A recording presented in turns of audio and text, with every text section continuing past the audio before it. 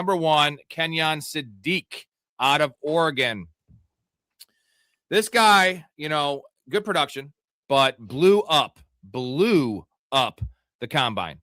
And when I say blew up the combine, he's 6'3", 241. He ran a 4.39. And the speculation was, okay, he's going to run like a 4.45, which is going to be elite. He ran the 4.3s, which you just don't see from a tight end. That's literally Vernon Davis level shit. You just don't see it. So everything, the broad jump, 100 percentile. Bench press, 91 percentile. Vertical, 100 percentile. 10-yard split, 95 percentile. 40, 100 percentile. Like, there's really nothing besides his height at 6'3" that you could poke in terms of him being a monster of a man. But what did you see on film? And do you like him as number 1, I guess, is the way I really phrase it? I mean, the best Kenyon Sadiq, the best wide receiver in this draft. I mean, he's the best wide out in the draft. I don't know what that does for him as a tight end, but he's the best wide receiver in this draft. Got the best hands of any wide out in the draft. He runs about, for his size and his weight, he runs faster than any wide out in the draft. He has the best catch radius of any wide out in this draft. His route running is elite. The only problem I have with Kenyon Sadiq is a lot of his best plays happen behind the line of scrimmage.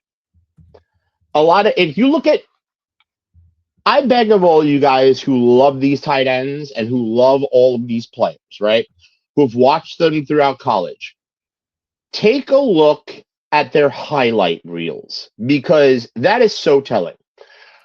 Because they give you what they think is their best, right? Now, a guy that's 6'3", 260 should not be able to move like that, should not be able to have a catch radius like he has, should not be able to have the hops he has, should not be able to have the downline speed he has. Here's my only issue with him. I don't see him in any of his films make cuts.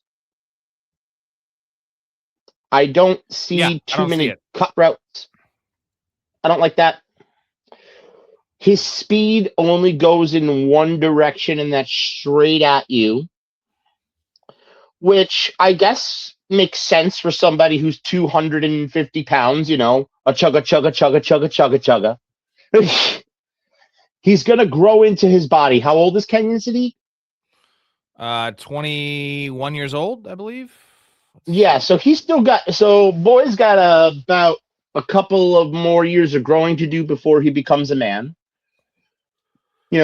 Men stop growing at about 24, 25 years old. So I'd say he's got about 5 or 6 more pounds of muscle to put onto him before he's at his full playing weight. Maybe about another inch of height to grow, if you could actually believe that.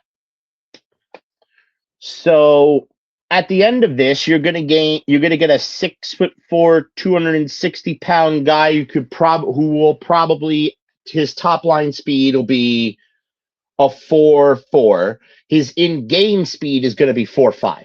That's crazy. Yeah. Now here's some concerns. His arm length is 14 percentile, 31.5. Now he did moss a couple guys in college and had some high pointing stuff, but that's concerning. Like that's concerning. His blocking technique issues, like he's fine. He could, with his strength, he could become a great blocker, but right now he is not there. Definitely better versus zone than man, which you think it'd be the other way around. So that is kind of encouraging, the fact that he's beating zone when you think he's just a straight man beater. But, separation score is awesome. Contested catch is pretty good. And his ADOT is actually higher than I thought it'd be, because those highlights you mentioned, Mouth, it was a lot of screen plays, but it was actually, 6, what was it, 6.8? Sorry, that's lower. Shit, that's very low. So it's low. Lower than that's what I said. Look, the ADOT's low because a lot of what you're seeing in the highlights is screen.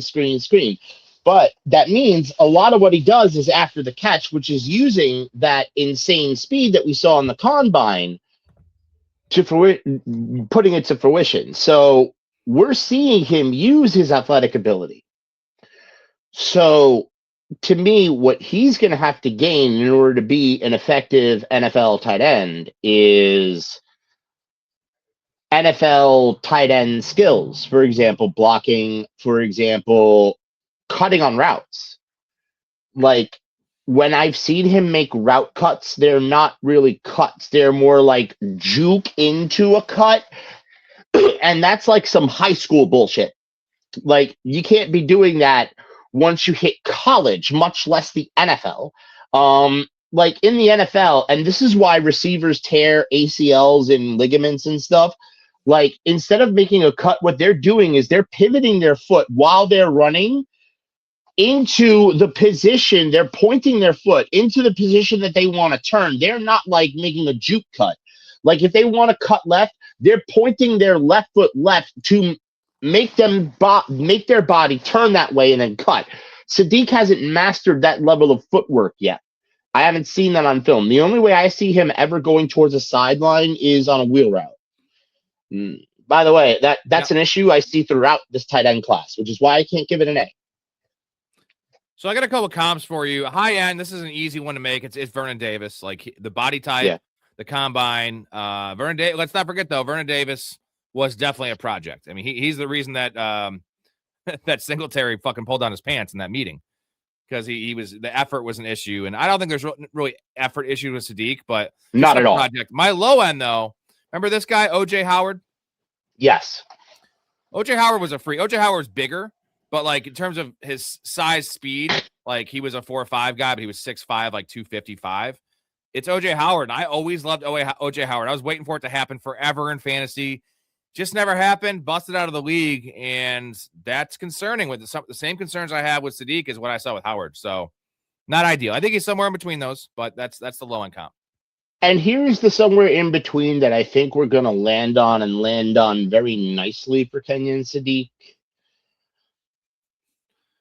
You're going to end up with a very nice version of Isaiah Likely that's going to get more playing time. Yeah, and the nice thing is he's definitely gonna be a first round pick. Like, there's just no way he's not gonna be a first round pick with that 40 time, and that's gonna get him on the field. Like, where some of these other guys are gonna have to earn a spot, or it's landing spot dependent. But I also have something I want to ask you. So I saw on DraftKings they have a special going for all, like, like over under how many of each position are drafted in the first round. Tight end over 1.5 tight ends is plus 850. So if you think there's gonna be 2 tight ends going in the first round, eight plus 850. And the next guy we're talking about, Eli Stowers, is like the probably the most likely to get drafted in the second round. But who knows? who thought Colson Loveland was going to be drafted ahead of Tyler Warren last year? Nobody. Like, we all thought they were probably both first round picks. But with the way the NFL is going, with all the 12 personnel, some of the 13 personnel stuff, like I kind of like a sprinkle on that bet, man. At plus 850.